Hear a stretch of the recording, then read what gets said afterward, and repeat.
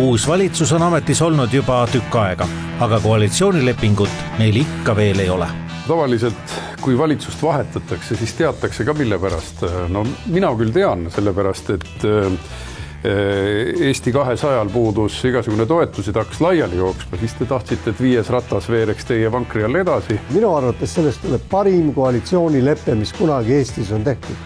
Ma ei väida, et see peab sisuliselt sulle kõige rohkem meeldima. Kindlasti mitte. Ma ei usu, et keegi teine on suutnud teha koalitsioonilepet, mis oleks niivõrd konkreetne, põhjalik ja selgelt tulevikku vaatav. Kõige olulisemalt on see, et me läheme edasi kindlasti Rail Balticu ehitusega. Ma kuulsin, et supersaavutus on teil läbirääkimistel. Nimelt Rail Balticut ehitatakse edasi, ei jäetagi kohe katki. Kas pole saavutus? Tõeline läbimurre, aga mis on Eesti rahvaga juhtunud, kaasa arvatud sinuga? Paarkümmend aastat tagasi oleks keegi öelnud, et teeme raudtee Tallinnast Berliini.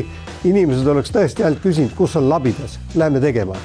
Nüüd on ving. Aga me ei ole kõige hullemad. Lätlased on vahepeal jätavad mingi augu. Me teeme oma raudtee valmis. Nendel pole midagi ja Leedust läheks edasi. Kõik märgid näitavad, et aasta 2030 me Ülemistelt rongi peale istudes Varssavisse ei saa. Tegelikult meil on raudtee olemas ja kulus ainult ametlikel 2 tööpäeva, et ühtlustada rongigraafikud ära. Ja see oligi kogu Rail Baltic. Saime niisama kätte Valga ja Riia ja kõik see liin. Aga tegelikult, kuidas me siis nüüd tegime, siis sõidame lihtsalt Pärnusse ja kogu lugu. Tegime paralleelraudteed, niimoodi ju ei tehta. Ega me võime siin jätkata mõned minutid veel kirume lätlasi. Ja lätlased ongi tegelikult teinud viletsat tööd selle Rail Balticuga. Ma saan aru, neil on seal mingi korruptsioon ja raha pole ja raha on kadunud ja mis iganes jama tead. Aga põhimõtteliselt siiski kogu selle asja kõige suurem viga on see, et algusest peale ei suudetud paika panna üle 3 riigi ühtset juhtimist sellele projektile. Kurat, see ei toimi Baltikumis. Ma ei tea miks, aga see ei toimi. Gigantomaania on see, gigantomaania. Uulamets, ma kutsun sind praegu ja siin, esimene päev, kui rong sõidab Tallinnast Berliini, lähme rongi, võtame ühed õlled, sõidame, mõnuleme, mis on mõned tunnid. Ma sõidan küll, sest olete minu enda raha ka sinna matnud, ega ma siis sõitmata ei ole. No näed, võtsid kutse vastu. Hispaania ja Portugali suure elektrikatkestuse põhjused hakkavad järjest selgemaks saama. Ja selge on see, et taastuvenergia oli kas peapõhjus või väga suur kaasaitaja, kuid igal juhul mängis see olulist rolli.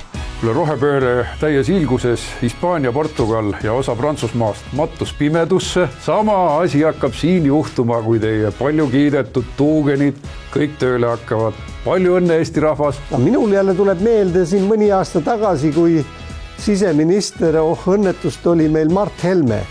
Eestis kukkus ka pool Lõuna-Eestit oli ilma elektrit, ma mäletan. Ei olnud isegi bensiinijaamades elektrit. Mart Helme keeldus kohale sõitmast, inimesed olid väga tigedad kriisiolukorras, siseminister ei viitsi ise kohale tulla. Aga siis ei olnud ka nagu mingid kobinad selle üle, et meil ei olnud valmidust kriisiks. See on see, mis peab olema. Kogu CO2 kaubandus ja kogu see rohepöörde jutt on hiiglaslik petukaup. Ma arvan, see on nendel selline ideoloogiline kaalutlus, et kõik, mis seostub taastuvenergia ja kliimaga, on nende arvates halb. Jama on selles, et ise korraldate seda, mitte loodus. Ja tõepoolest, Mart Helme ajal oli suur torm küll ja tänu sellele alustati, aga tänu sellele alustati tanklate, generaatorite ja kõige valmistamist. Täna on Eestis varugeneraatoreid, varutanklad, kõik on läbi mõeldud, ei tehti omad järeldused. Aga no meie tegime järeldused Mart Helme vigades, see on õige, aga ega sa ei saa välistada, et sellised katastroofid juhtuvad ka tulevikus. Ma ütlen, see ei ole mingi asi, sa väidad, me valmistame neid ise ette. Kuule, põlevkivi elektrijaam võib ka kokku kukkuda. Vaata Auvere põlevkivi elektrijaama. Õnneks meil on jaamad dubleeritud ja nad annavad ka odavat elektrit, kui te CO2 makse peale ei oleks pannud.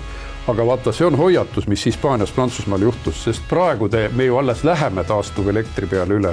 Sellega need probleemid süvenevad, nii et olge ettevaatlikult, et väga häbisse ei jää, sest häbi tuleb niikuinii. Anti, meie päästame planeeti ja sellepärast ma küll häbenema ei pea.